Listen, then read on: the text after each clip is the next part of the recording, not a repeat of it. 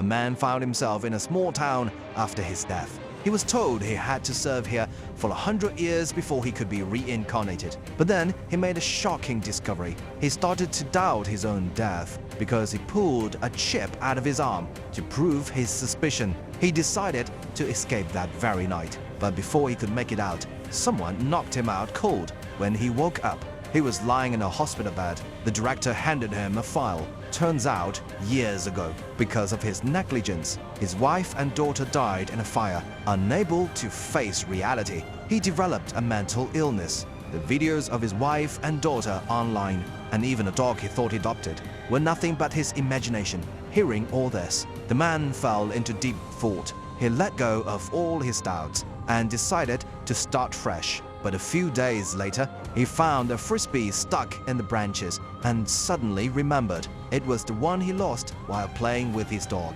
So he went to the animal shelter, and to his shock, the dog was real. Then he returned to his old cabin and found a picture of his wife hidden in the wall. Just then, the dog started digging in the yard and unearthed an electrical wire. Following it, he found it connected to a surveillance camera. That night, he snuck into the director's office and was horrified by what he discovered. The director had been experimenting on death row inmates. Furious, the man quickly downloaded all the evidence and secretly sent it out of the town. Then, grabbing an axe, he stormed into a hidden chamber and forced the director to confess. Turns out, the government was in on it too. They provided the inmates. Hearing this, the man snapped. He pulled out the hard drive and used it to threaten the director. Scared of getting exposed, the director had no choice but to let the man walk away.